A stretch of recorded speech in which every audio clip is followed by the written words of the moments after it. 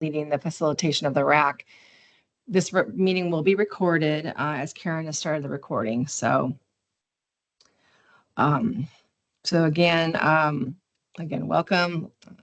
I'm the Senior Policy Advisor with a focus on health, and this was a key bill that I managed this session, House Bill 3243 regarding ground ambulance balance billing. So I'll be the lead facilitator, but as you can probably see in the chat, several of division staff are joining because they all have bits and pieces to implementation of this bill. So today's our first RAC meeting, so welcome. And we anticipate, or we have scheduled 3 more in anticipation that we might need that amount of time. We are trying to get these rules effective the first of the year, January 1, 2026, for proper implementation. The August 26th date is pretty firm, because really today we're going to be getting acquainted and kind of go over some general concept about rules where for sections of the rule that we've identified, there may be a need for rules, but we'll probably be coming out with a more official, robust set of draft rules at the August 26th meeting. We're in a moment here, we're going to get into introductions, and then I'll go over some housekeeping things as well. But what I also wanted to mention, leading back to that, this is being recorded. All the RAC meetings will be recorded, and there will be a website, we have a rulemaking website on the Division of Financial Regulations website that's dedicated to rulemaking documentation. So all recordings will be there, all materials, all public comments that come in will be getting posted on that site, and I will in a moment here drop that link in the chat so you all have that, so you know where you can go to that page for a clearinghouse of information. We have a lot of folks joining us today. I'm really excited about that. I'm interested to get to know everybody and hear their points of view. When we do RACs, we do try to have a breakdown of, official RAC members, and then also we'll have a group of interested parties. I will mention that when I start introductions, I'll start with our RAC members that we've designated, and then go to our division staff, and then an opportunity for interested parties. I will mention that during the bulk of the RAC discussion, when we're going over the discussion document, that is limited to RAC members and DFR staff for that dialogue. But certainly if there's subject matter experts that you are partnering with as a RAC member or other designees, you can call on them, as needed during that discussion. Or certainly there'll be the public comment period where anybody can that's on this meeting can have an opportunity to comment. When we do the introductions, if you'd please, just give your name, your title, or your position, the organization that you're representing. And if you could add that info also in the chat, that'd be really helpful for us for the archive to have, that information available, and kind of helps us with our keeping track of things. If you're some etiquette for virtual meetings, it's pretty straightforward. We've heard it before. We've been doing this a long time. If you could please keep your audio on mute when you're not speaking, that'd be great to avoid that background noise. Please raise your hand when you'd like to speak so that we can keep track of who's in the queue and call on you. If I happen to miss a hand, I'm okay with Karen or other staff, catching me on that, but we'll try to get to everyone. Okay. And again, I'll drop that link in the chat here in a moment. Okay, so let's start with introductions, and I'll probably just go in order of the RAC member list. Let's begin with Antoinette with Cambia. Hello, good afternoon. My name is Antoinette Iwachi, and I'm the Senior Public and Regulatory Affairs Specialist here at Cambia Health Solutions. Also, the Regents Blue Cross Blue Shield of Oregon and Bridgman Health Plans. Thank you. And I'm a RAC member. Thank you. Also like to go next. I'm just kind of going down the chat, even though I have people listed on another list. Let's go to Jennifer Baker with Cigna. Hi, Jen Baker, Director of Government Affairs for Cigna Healthcare. And Rick Blackwell with Pacific Source. Everyone, I'm Rick Blackwell. I'm the Director of Oregon Government Relations here for Pacific Source. I'm here for Pacific Source Health Plans.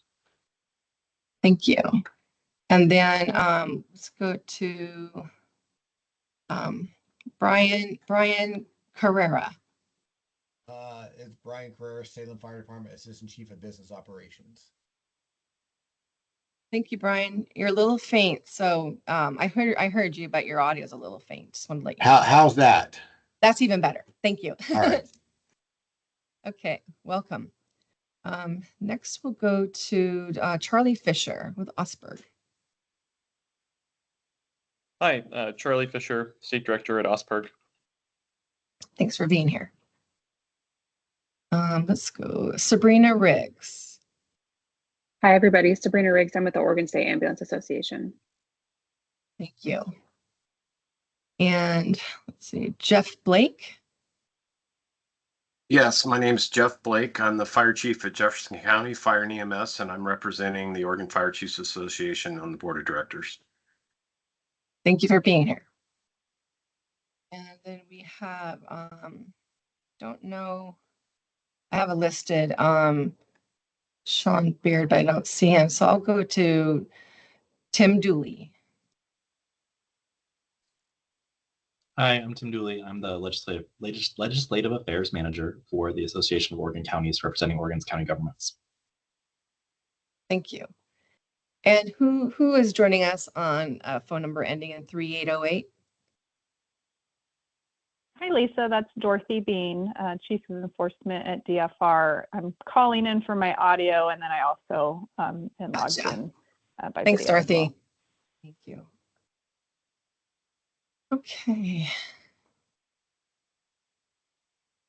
And we'll get to interested parties here in a moment. Let's start with, we'll go with some DFR staff that are joining us today, so you know who we are and our different roles with regarding this RAC. But we'll start with Karen Winkle. Hi, I'm Karen Winkle, the Rules Coordinator for the division, and I will be filing these rules at the end of the year. Thanks, Karen. And I see Tricia Goldsmith. I'm just going down the participant list here. Good afternoon, everyone. Tricia Goldsmith. I'm the manager of our consumer advocacy unit here at the division. Thank you. And Simon Howard. Sorry, Simon. Hi, good afternoon, all. Simon Howard. I'm a data analyst on the division's business analytics team. Thank you. And Andrea Madsen. Hi, I'm Andrea Madsen. I'm a consumer advocate here at DFR. Thank you. And then Jesse O'Brien. Hi, everyone. I'm Jesse O'Brien. I'm the policy manager with the division. Hopefully here just to listen, but happy to help out however I can. Thanks, Jesse. And Noah Olson. Hi, everybody. My name is Noah Olson. I'm one of the enforcement officers with DFR. And thanks, Noah. Your audio is pretty soft too, so just letting you know. Thanks. Anna Pace. Good afternoon. This is Anna Pace. I'm an insurance examiner for the compliance section within the DFR. Thank you. And Spencer Peacock. Hey all, Spencer Peacock, part of the business analytics team here with DFR. Spencer and Dorothy already introduced herself. She's the Chief of Enforcement for DFR. I'd like to go now we have some interested parties that joined us today too. And I believe we'll start with Carl Koenig.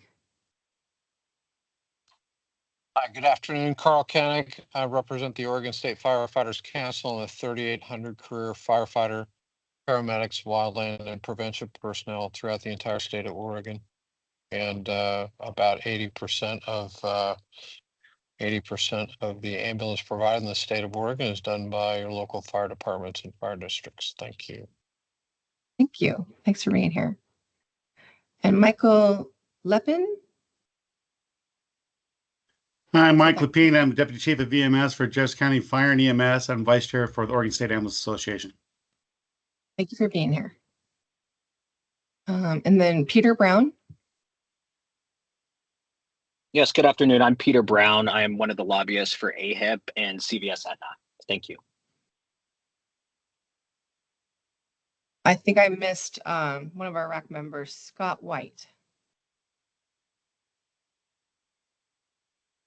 Scott? Good afternoon. Yeah, good afternoon. I'm Scott White. I'm the Director of Regulatory Affairs for Moda Health. Happy to be here. Thank you. Thanks for being here. And then I also see Sean Baird was able to join. If you'd like to introduce yourself, Sean.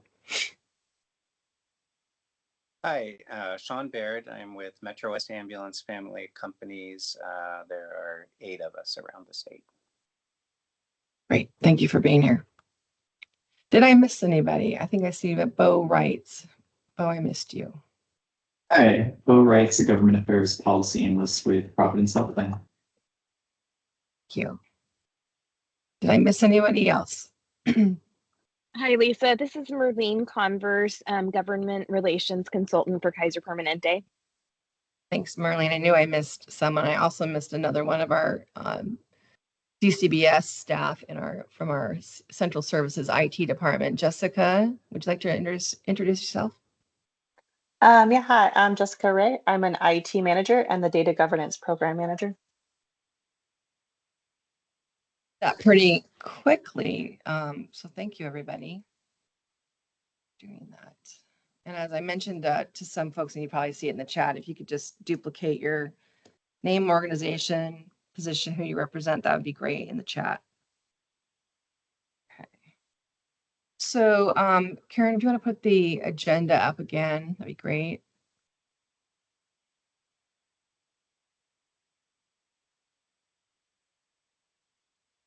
So what will be for today's RAC, like I mentioned, it's more like, just getting oriented with each other, speaking about the main, we'll be going through a discussion document I put together for our initial meeting that just to help everybody involved, it lists the sections and the key provisions of the bill and those provisions that we've identified as a division that we think may need rulemaking. We have looked to our neighbor to the north, Washington Office of Insurance Commissioner, as an example for rulemaking or rule language, rules that those provisions may need clarity in rule that are in our law. It is not, in any way, like I mentioned in the document, it's not set in stone. It's not an official draft set of rules. However, it is word language that we can use as a reference point. Very open to, there will be a comment period after this meeting, open to comments during this meeting on, use of certain terms. Their bill, their law and their bill is, and their rules are not exactly like our states. So we really want it to be what we need as a state. So it's just more of a frame of reference and for talking points for us to discuss. So we'll be going over that. That'll probably be the bulk of our conversation, and we'll try to get through as much of it as we can. If we don't get through it all, we'll certainly have another RAC meeting to discuss any parts that we don't get to. And again, there'll be opportunity for written comments to be submitted. I've already put that on the agenda that I'm basically putting a little bit more than 2 weeks of time for written comments on what we talk about today and the documents you received by August 19th. And then we do have a RAC meeting that I could say is firm on the schedule. We'll have to send out the appointment to you if it's not already on your calendars. The other 2 RAC meetings that we have tentatively scheduled are September 16th and October 16th at the same time of day, 1:30 to 3. If we need those meetings, and also they are subject to change just depending on, schedules and priorities. So I just wanted to give you a heads up on that. Let's see. You have a copy of the actual enrolled bill. You've probably seen it already before I ever sent it out to you, but that's for a reference. But what we will be doing, and if we need to go and look at the bill, we will. But we're mostly going to focus on the sections that have been identified for proposed rules as a talking document, as a discussion document. So column 1 again lists the, can everybody see that okay? Is it large enough for your screens? Let's just say so if it needs to be bigger. That works for me, Karen. Thank you. So we listed the key, you know, all the sections from the bill, and then in the second column notated some initial potential draft language for rule and kind of identifying the need for a new administrative rule. So obviously it's a placeholder with no final, you know, 4-digit number identified yet, but just kind of like breaking out the different sections that we feel that will be needed. So, and then in the third column, I've just kind of made some opportunities for questions and comments for each section, and actually have some specific questions that we can talk about that will help educate us in some particular spaces, especially around rate development and other nuances with rates for ground ambulance services. So I think we'll just start talking through this, and then everybody, there will be an opportunity to ask questions. And if you don't feel like you want to ask questions right now, if we get through it all, we can go back to each different section and provision as needed. So this first section 1 is pretty straightforward, but when we're taking looking at a provision and we're wanting to draft rules, the style of the rules that we develop within DCBS usually lead in with, well, what's the purpose and statutory authority of why we're putting forth these proposed rules. So this is just some, again, draft language that we're working from. It's still, you know, a work in progress, but that's just more of a placeholder. We will want to notate the actual Oregon laws chapter when it is published. This bill was just signed by the governor. I think it was last Friday. This law was signed by the governor last Friday. And so this is just here for now. And I'm certainly open to any immediate questions or comments that come to mind for this. So I'll pause for that.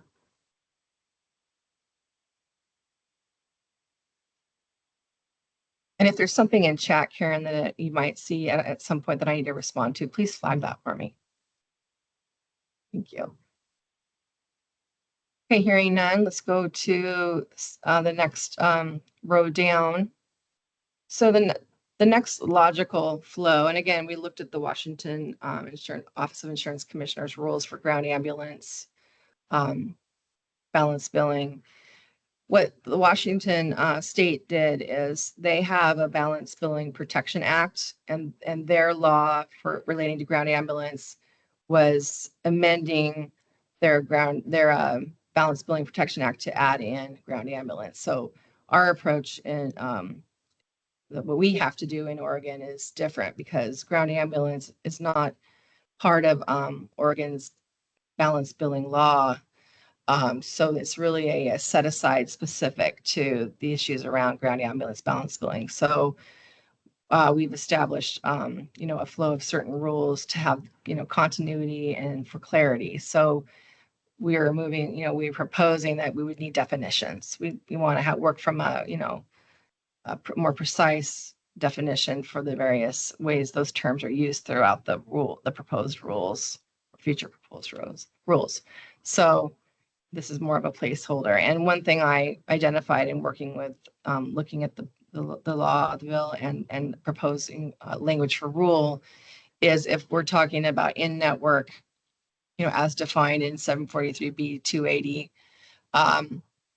I would propose we would need out-of-network as well, because Washington's rules talk about non-participating providers, whereas our language that we typically use in our balance billing rules are and also in the bill is out of network. So I felt like out of network needs a definition in the rule.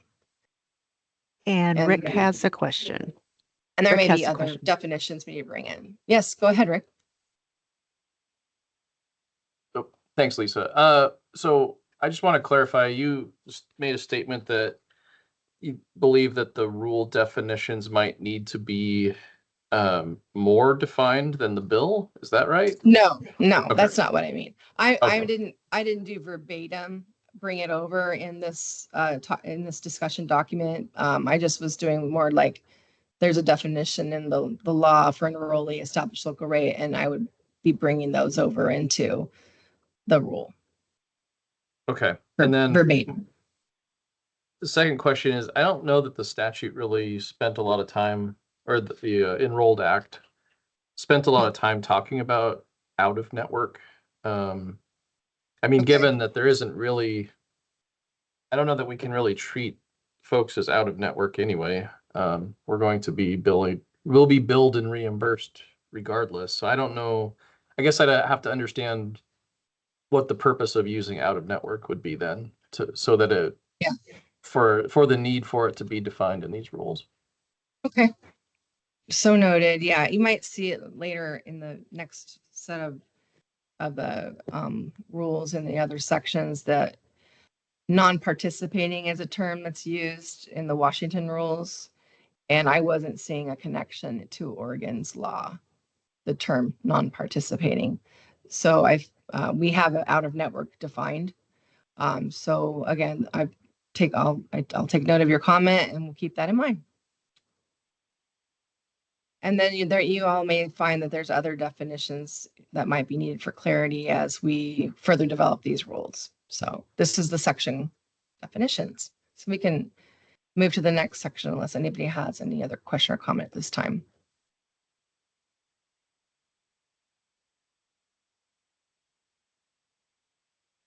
Okay, so in this section 2, sub 2, this is in the bill, just plainly that stated a ground ambulance service organization may not bill an enrollee for covered ground ambulance services if the enrollee has paid the in-network cost sharing amount specified in the enrollee's health benefit plan. Looking at the Washington rules as an example, they have a separate rule that is specific to balance billing prohibition and consumer cost sharing for ground ambulance. And then I wordsmith the different subsections of the rule to as just a kind of a jumping off point for our discussion.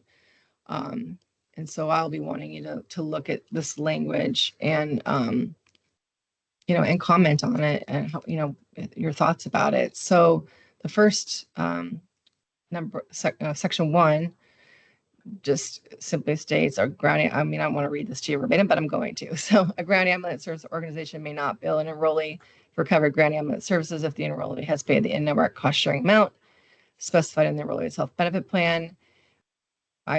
I'm proposing that it comes over into rule again for continuity and clarity, as this section of the rule would be, you would need to have some frame of reference. So then and then sub A here is how the enrollee's in-network cost sharing amount is calculated, referring to the next rule that'll be following. But the enrollee's in-network cost sharing amount must be calculated using the allowed amount determined under rule to be determined, which is the next one. The health benefit plan shall provide an explanation of benefits. A lot of this language is specifically coming as an example out of the Washington rule. But I'm very open to suggestions of other rules that we might take a look at with other states, because I know California also has a ambulance no balance billing rule. So again, I think this makes sense to make it clear that they provide an explanation of benefits to the enrollee about the out-of-network ground ambulance service organization, whether it be a non-participating or out-of-network, that reflects the cost-sharing amount determined under the subsection. And then B, if you want to scroll up, Karen. It switched. Just this rule is noting that the out-of-network ground ambulance service organization and any agent, trustee, or assignee of the out-of-network ground ambulance service organization may not balance, bill, or otherwise attempt to collect from the enrollee any amount greater than the amount deemed under this subsection. So this is just another consumer protection with, obviously there's other entities that do transactions on the behalf of GASOs. This is going to be my nickname for my acronym, GASO, Ground Ambulance Service Organization. And then this does not, there's a typo here, I apologize. This does not impact the Ground Ambulance Service Organization's ability to collect a past due balance or that cost sharing amount with interest. Again, this is just taking some potential language into for our consideration. It doesn't have to be this way, but open to discussion. And then 2, the health benefit plan shall treat that. Lost my train of thought.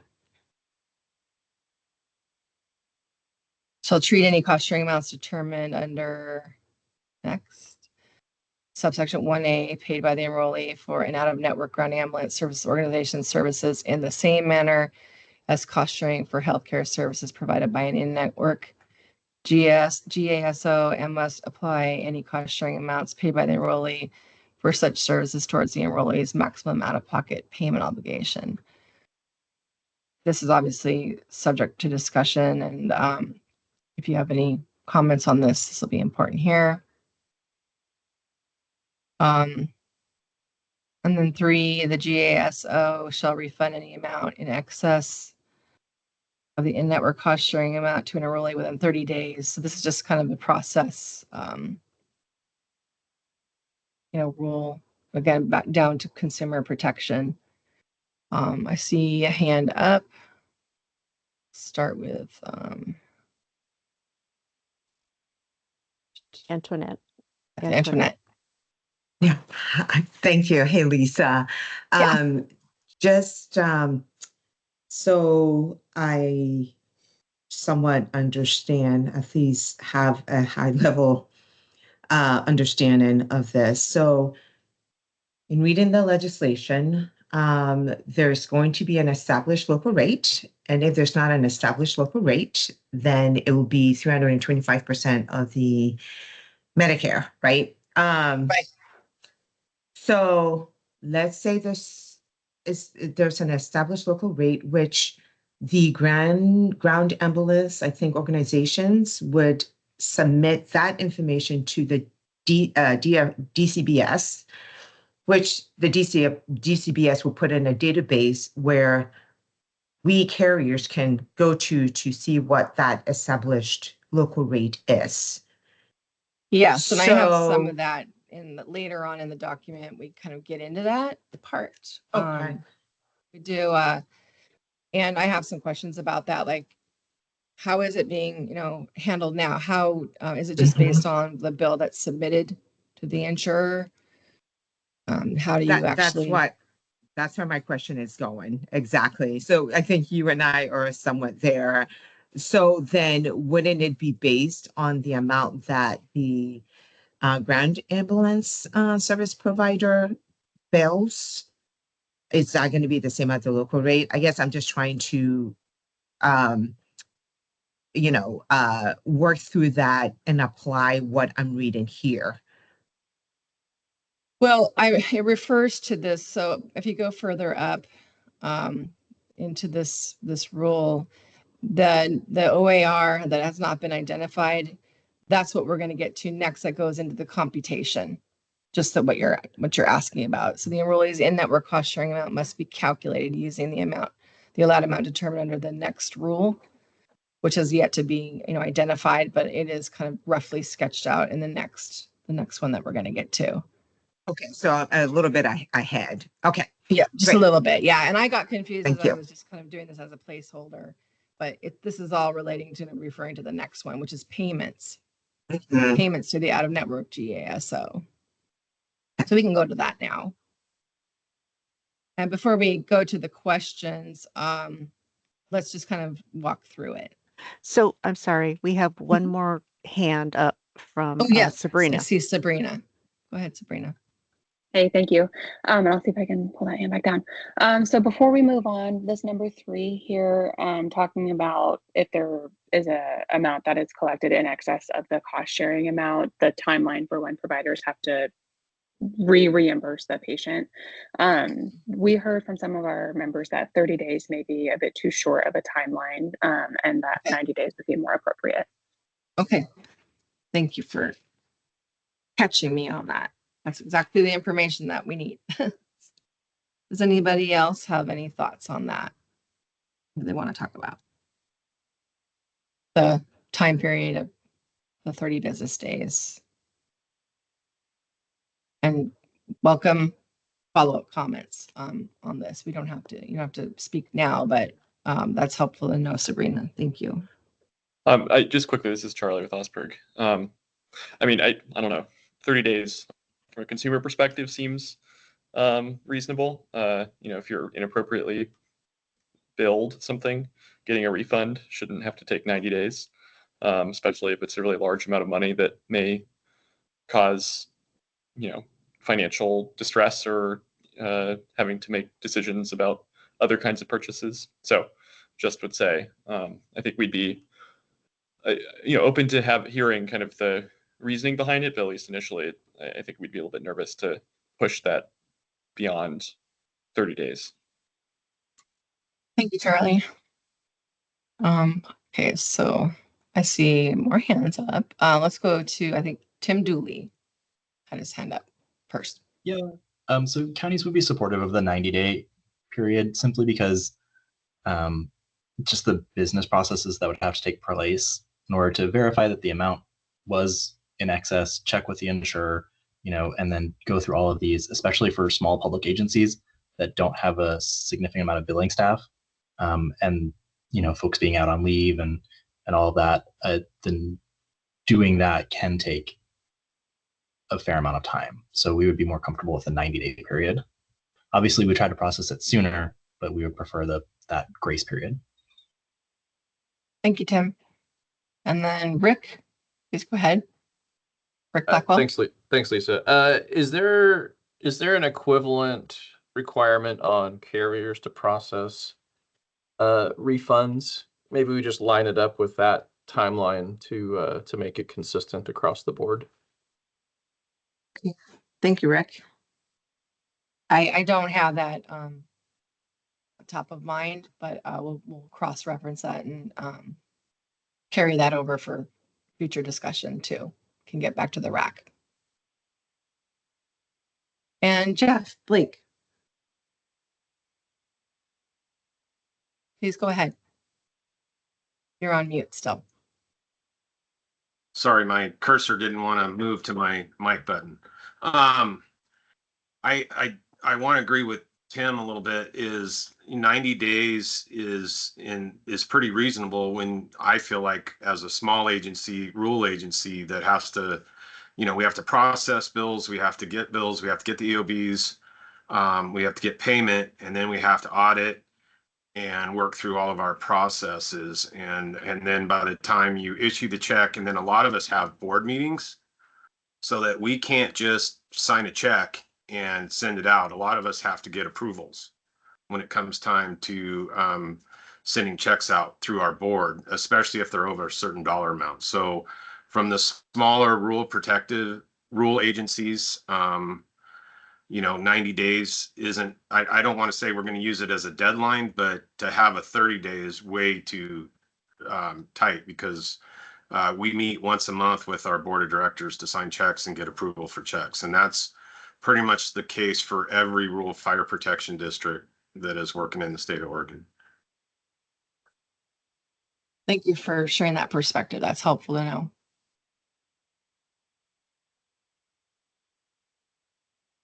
I've made notes of that. Okay. Anybody else? A question or comment on that? Okay, we can go to the next, what we were starting to head into. And again, this is just, you know, an example of language to try to, instead of starting from scratch, just for our discussion. And that's what all this is an example to work from. So it's really important that you feel free to be very candid about how this is being received. And I have, since in this first section here regarding payments to out-of-network ground ambulance organizations, I did reach out to the Washington OIC staff to ask about the reason, the purpose for this a kind of alternative payment criteria. And I haven't heard back, or I haven't had a chance to go and look back at my emails, but it's in the law, the December 31, 2027. However, it doesn't expand on the term mutual aid transport. So I have a lot of questions about this. So if you read through this, it's about except for mutual aid transports as provided in section 2 of the rule, which will follow on the next page, until December 31, 2027, the allowed amount paid to an out-of-network ground ambulance services organization, Washington uses non-participating as the term, for covered ground ambulance services under a health benefit plan must be one of the following amounts. And so you would go to the next. The rate established by the local government entity. And again, local government entity, we don't think is a term we can use. So it should be the law, the Oregon law, the bill says ground ambulance service organization. So we need to get our terminology in order and make sure we're using the right terms. But just for the purposes of this discussion point, it's the rate established by the local ground ambulance service organization where the covered health services originated for the provision of the GASO services that are organizations that are owned or operated by the local entity. So basically, a public ground ambulance service organization, and submitted to the department, to DCBS in the Division of Financial Regulation, where the ground ambulance services were provided by a private ground ambulance service organization under a contract with a public GASO, where the covered healthcare services originated, the contracted rate submitted to the department, and then to further dial it down, drill down, if a rate's not been established under A of this section, it's the lesser of 325% of the Medicare rate for the same service provided in the same geographic area, or the ground ambulance service organization's billed charges. And then it further clarifies section 2, sub 2 here. It's getting into until December 27, when a ground ambulance service organization provides a ground ambulance transport outside their primary geo area. So this isn't getting into that mutual aid transport situation. Also referred to as mutual aid, the rate is paid as stated. So I'll let you kind of finish reading that section, which you probably already read, and I'll go ahead and take questions or comments from, we'll start with Sean. Baird. Hi, thanks, Lisa. I just thought I would kind of put a little context around mutual aid in particular. Okay. We've had some experience with this up in Washington as well, but those are really calls where you have two neighboring ambulance services, and one of them is very busy and doesn't have an ambulance available, and there's a 911 call. So someone from the neighboring service sends a unit over outside their normal area into another area to pick a patient up, respond to that call. And that what would happen, I guess, in this scenario, the clearest way for this to work is for that service to go ahead and bill like they normally would, as if it were just a patient in their district, and using their, the entity that actually does the transport would bill using their regular rates as if it were in their own service area. These are not super common, but they're not uncommon because we all help each other out on a daily basis around the state. Gotcha. That's very helpful. That's what I was thinking, that it's because it's the different districts, different counties have different rates, different entities. Yeah. So, okay. And let's go next to Sabrina. Hey, thanks. I'll just second Sean's comment there on the mutual aid piece, and then a couple other notes on this section. I really like the piece that talks about direct payment to providers. I think that's helpful versus having it go through the patient then to the actual EMS provider. And then my final piece here, there's some lesser of language here in this little b, and the bill language states that the reimbursement rate cannot be less than 325% of Medicare. So I think we might need to delete the lesser of language. Okay, thank you. Actually, somebody on our DFR team called that out for me, but I didn't have an opportunity to fix that before things went out to you. So thank you for bringing that up. And then let's go to Jeff Blake. Yeah, just tacking on with what Tim said, he's exactly correct. Is like for our organization, we have rural, super rural, and then Redmond, and so in Crook County, so we are changing or exchanging ambulance coverage. If I only have 2 ALS ambulances available and I need a third, then often we get a response from somebody else. So the language I like is just the ground ambulance service, whatever that mutual aid resource charges is what they should get paid, especially if it's going to be truly cost-based reimbursement. Does that, and I'll be interested to know if that's clear enough, other than some minor wordsmithing, if that's coming through and clear enough in this, the way it's written. It made, generally made sense to me, but welcome any kind of suggested wordsmithing. If you all want to, if you feel like you want to follow up with any written comments, it's certainly helpful to us.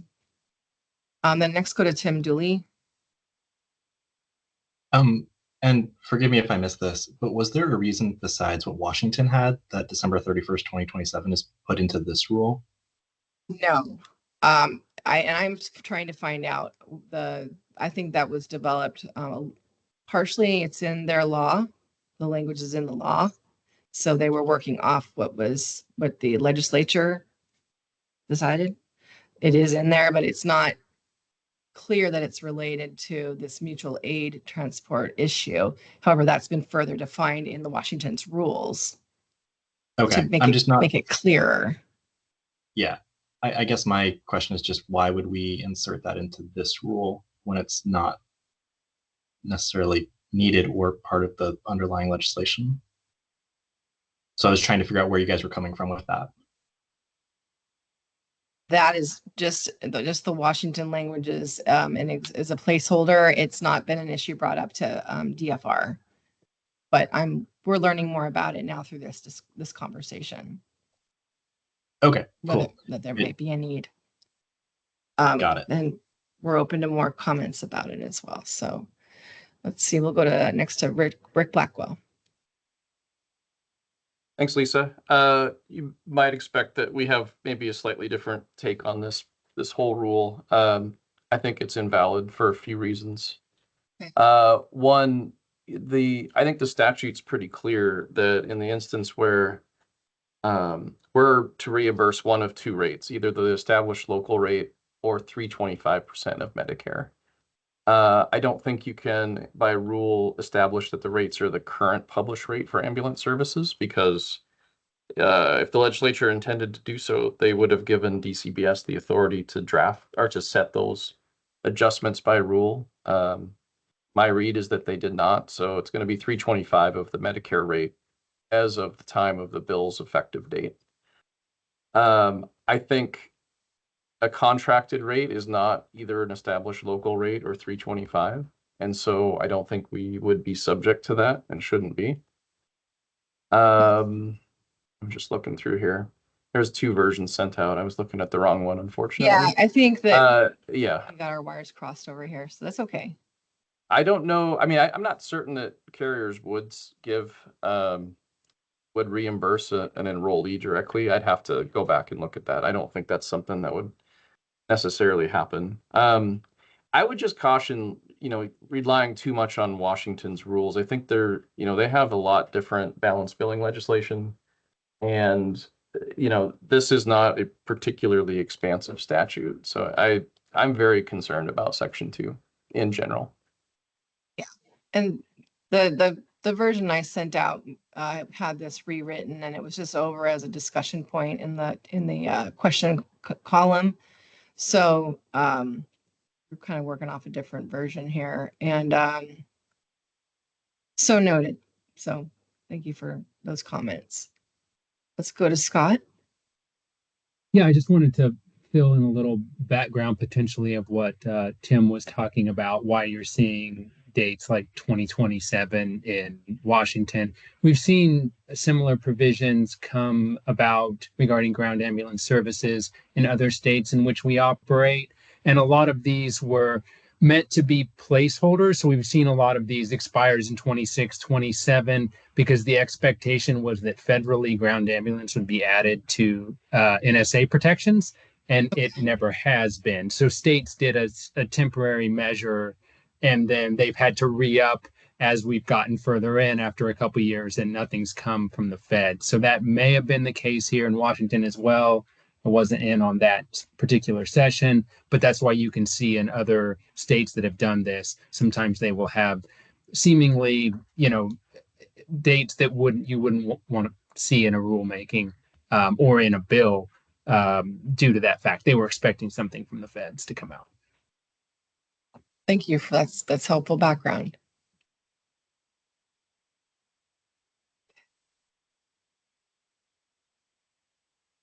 Yeah, please go ahead, Jeff.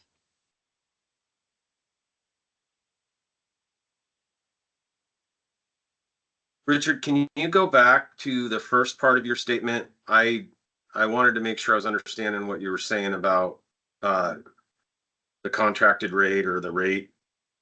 Make sure I understood that. Of course, certainly. My contention is that the legislation is clear and didn't necessarily allow for DCBS to draft rules that allows the rate to fluctuate based on whatever Medicare does. There's a complicated delegation doctrine in Oregon constitutional law that doesn't allow the state to adopt changes made by another governmental entity or a private entity without some grant of rulemaking authority. Typically, the way these are drafted is either the change or the rate that needs to be adjusted is specifically called out in the legislation. To avoid constitutional problems, you can just read the provision as being kind of frozen in time as of the date of the effective date of the legislation. That might be clear as mud, but that's where I'm coming from. Okay. All right. I must have misunderstood. I was just, I think I got it now, so I'm good. Thanks. Yeah, and I do understand what you're saying, Rick.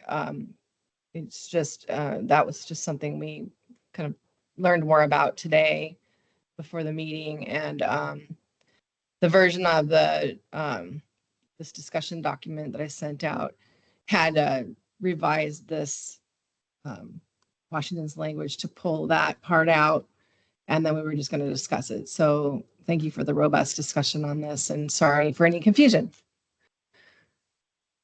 Okay. Let's go ahead and move along down further. This was the only one that I made any real changes to, Karen, but if you wanted to pull this one down and pull up the one that went out to the RAC, just for version control, we could do that. So let's just pause for a moment.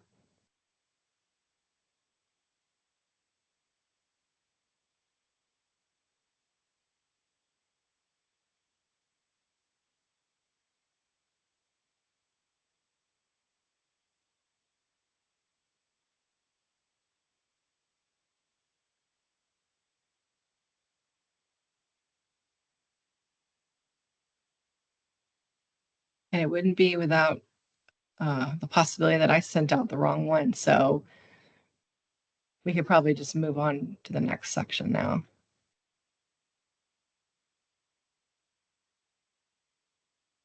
Okay, because I I don't have it in my file. Okay. Let's see. Okay, so we're going from 4 You can go to page 6. Okay, so we're on the next Yeah. proposed So rule. we will come back to the whole payments to ground ambulance service organizations, but just please comment or do any follow-up comments on the version that went out with the that came out from me yesterday. And I'll do a follow-up email to make sure it's clear to everybody on what you're talking about, wanting to comment about. So here is another placeholder where we think there need to be rules. And again, we just used some of Washington as an example rule. The rate reporting to the department. This is a very kind of a robust section of rule discussion. And it's very likely that we are going to need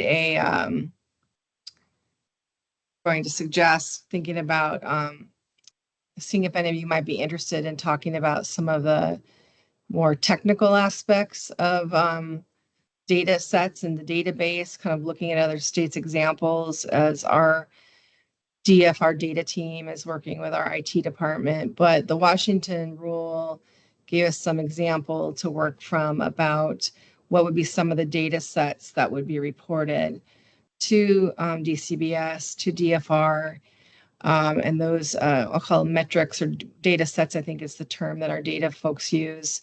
And on the next page, it goes into detail about what are some of the data sets that a GASO would submit to the department. And I also sent out an example of a report that I downloaded from Washington's database.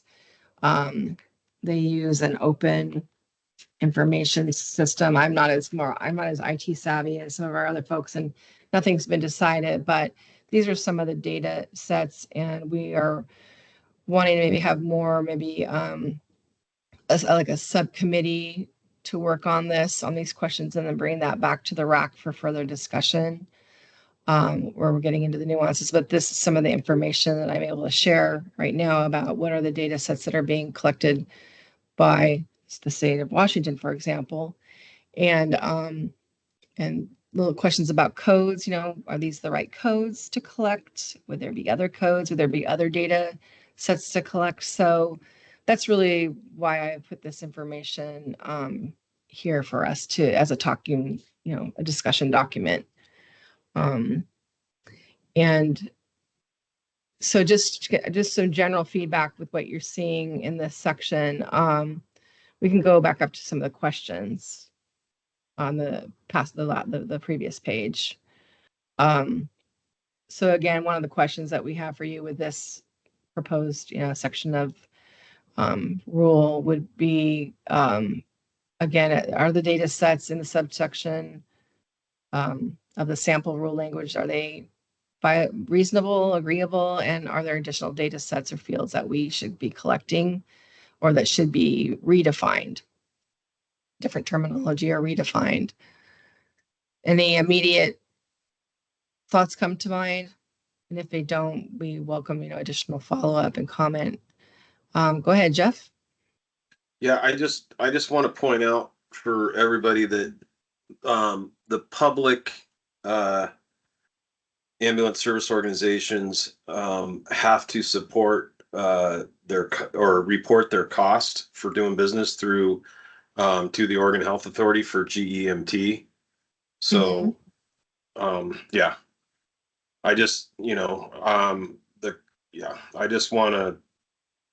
We're just trying to report those. They report that. Well, it needs to be. Yeah, we're working on it, on aligning. Okay. Well, this is just aligning with implementing the law's requirements, and the law requires that GASOs need to submit their rates to DCBS, and DCBS has to publish them. So there may be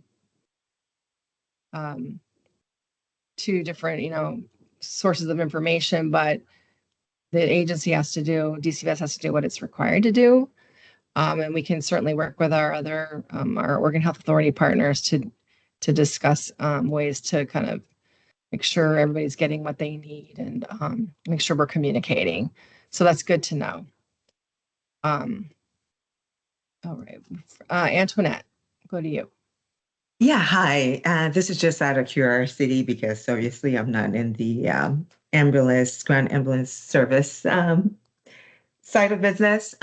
So I was just curious to know how the local rates are established.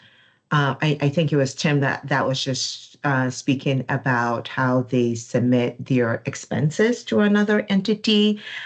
So is the local rate established based on expenses? I'm just curious for our ambulance service provider folks on the call to learn more about that.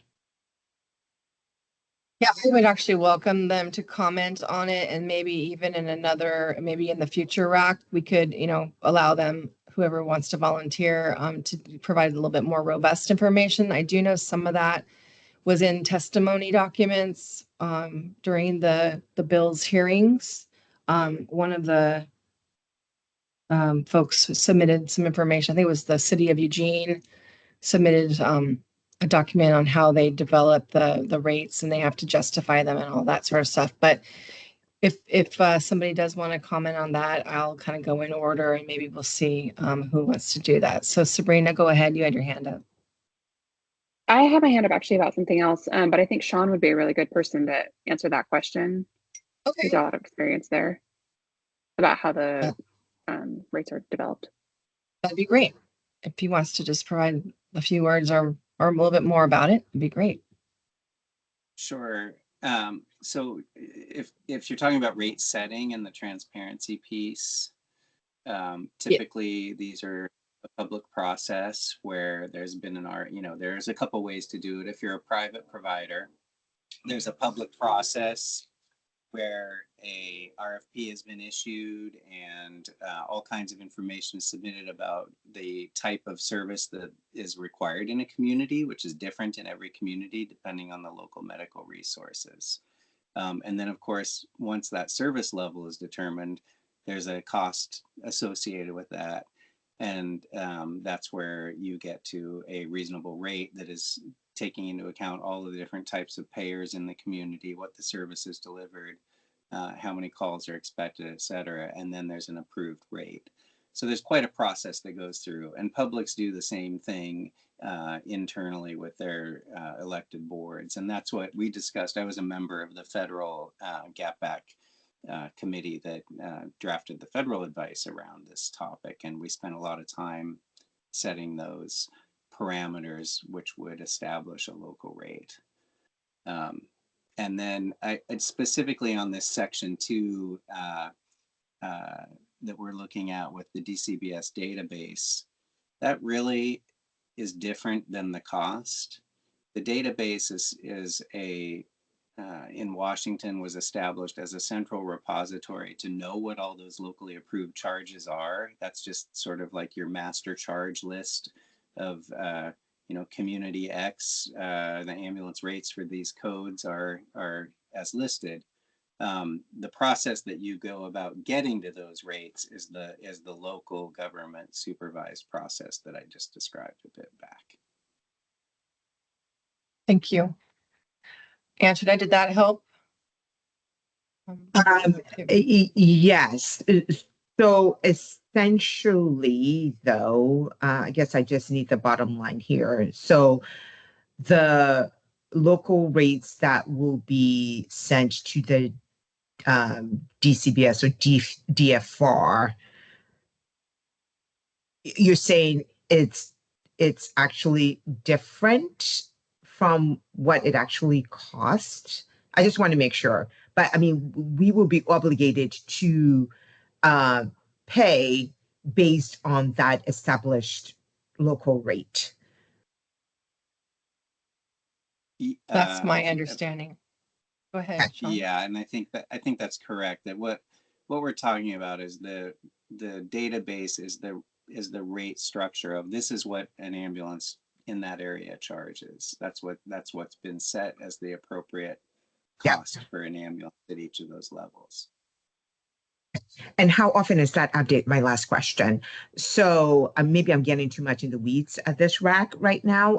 But then when the rates are set to the DCBS DFR, they put it in their database. Does that change quarterly? Or is that what's going to apply for the calendar year? Well, I'll let others chime in a moment, but our general understanding is the bill is pretty clear that the GASOs need to submit their currently approved rates. And we have questions about when we need to collect those rates. And if they change, it's 5 days from when those rates change, they need to submit the update to us. So there's a lot of like behind the scenes and nuanced questions we have around this. And we're definitely learning a lot through this discussion. So, but we may Thanks need to for have pointing me. Yeah. Thanks for directing me back to the law. You're correct. It's just such a short period, that 5 days, but yeah, you're correct. And we have to go according to what the law says. So thank you. Yeah. You're welcome. And I'll also, through my research, looking at Washington, they have a lot more authority to do a lot more things around when a rate can be effective. And that's not any authority that is clear to me in our Oregon law. It's very straightforward, just what rates are in effect. And within 5 days of change, they need to update our database, folks. Let's go to Rick Blackwell. Thanks, Lisa.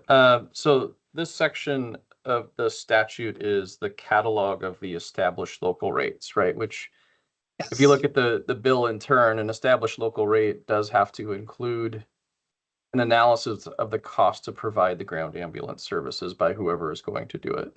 I think given the, I guess the analysis portion of the statute, I think we're missing some provisions in this catalog that would be helpful to understand how we're arriving at these rates, more than just some kind of minutes on a website. I don't see anything about methodology, how the rates are set. Does that include expected trend, or other factors that may influence how rates are developed? I think it'd be interesting to see the presence or absence of actuarial certification in the rate development process. And then I do think, the method of local government approval would be useful to understand how we arrived here. Those are kind of my initial thoughts, but I do think if there's an analysis portion that's required, if the catalog has to have all these established local rates, then that analysis has probably got to be more robust than we have here. So just to not paraphrase, but just to ask for further clarification. So are you suggesting, Rick, that you would want more detail in rule about rate development? I think DCBS could interpret what an analysis of the cost means to figure out how to make a robust catalog that can help everyone understand how local rates are set. Thank you. Let's go next to Tim Dooley. I'm going to counter Rick's point on this and say if DCBS doesn't have rulemaking authority to interpret the Medicare rate, I would say they may have limited authority on determining what analysis means, because I'm not going to be able to get Wheeler County an actuarially approved rate. Like, that's not a reasonable rulemaking authority here for a county of 1,600 people. So I am happy to be transparent in how local governments establish their rates and have a discussion on that. But to make this overly complex is going to make it impossible for rural and frontier providers to comply. Thank you, Tim. Let's next go to Scott White. Hi, Lisa. Scott White with Moda Health again. Just wanted to touch base on something you mentioned just a few questions back, just because we're a carrier that's gone through this in other states, and just the importance of having a defined cadence for rate submission.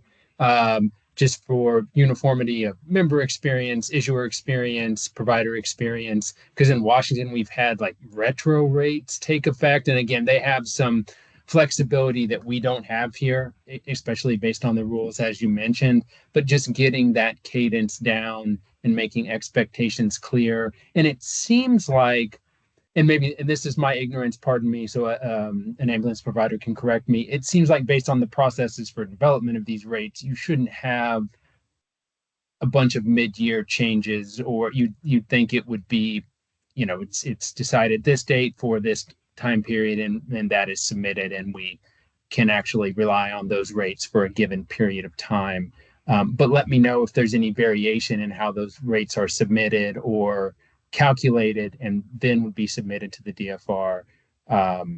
It just administratively can get difficult when you have to go back and reprocess things and cause problems based on rate changes that are past the date of service or before the date of service.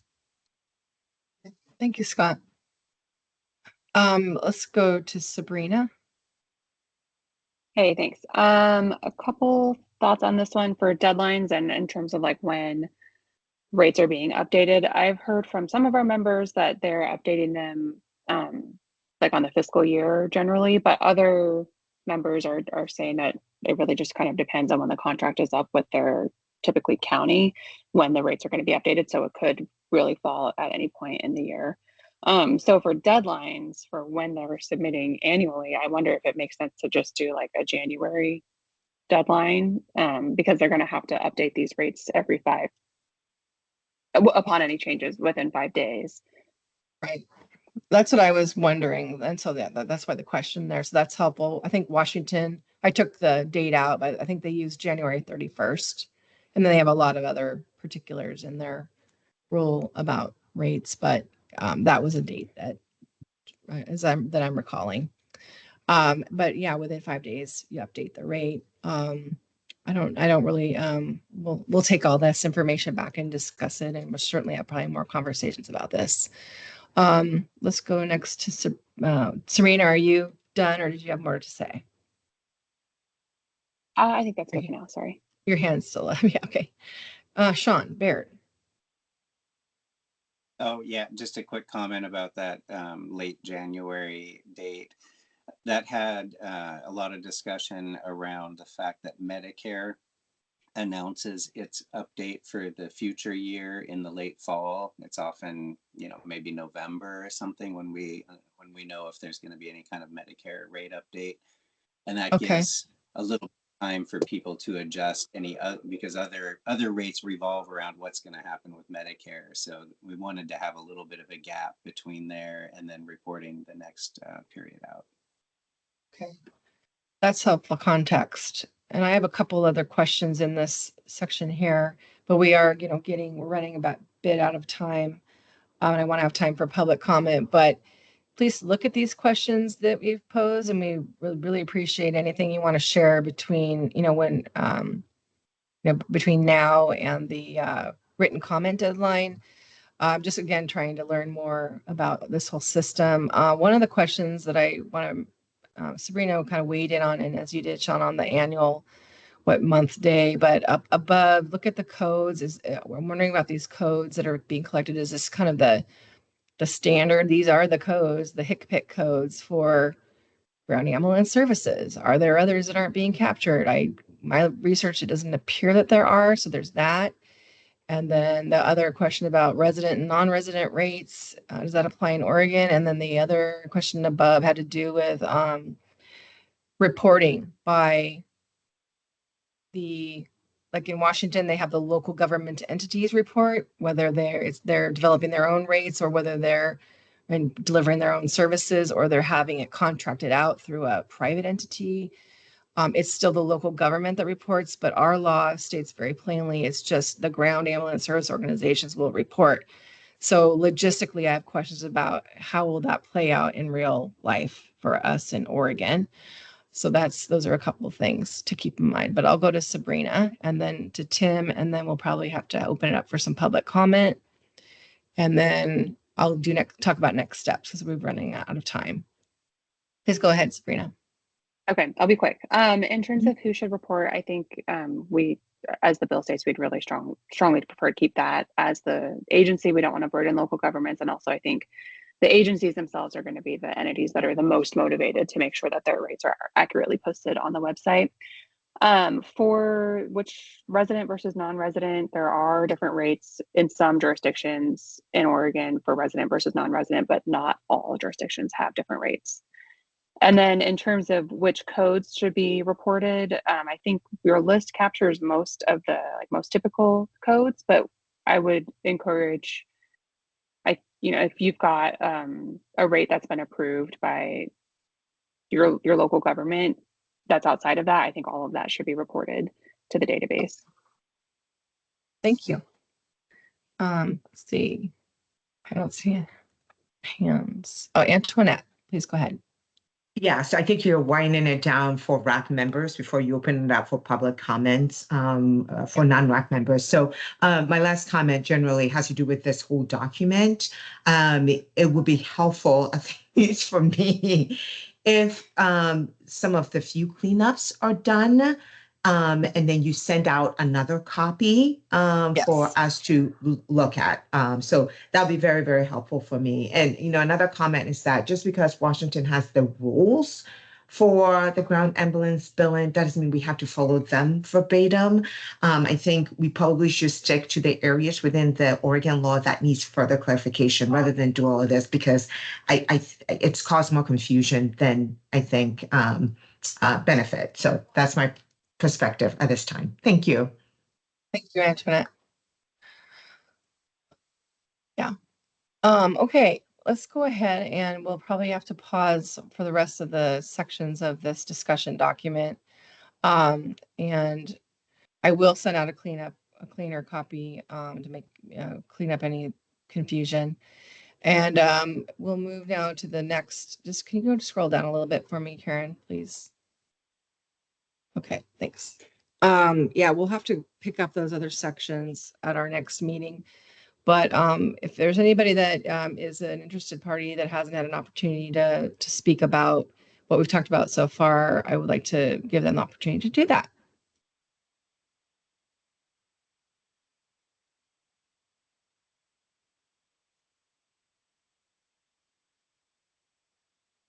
All right, seeing no hands and not hearing from anybody. Please read through the rest of the materials. Think about what we talked about. This meeting's recorded. It'll be posted on the website.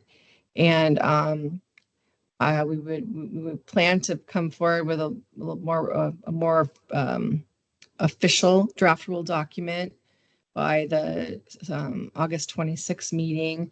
What you've shared today has really cleared up a number of my questions. And I think that we can develop something that, what can be another opportunity for us to obviously talk about. And can you go up to the agenda part, please?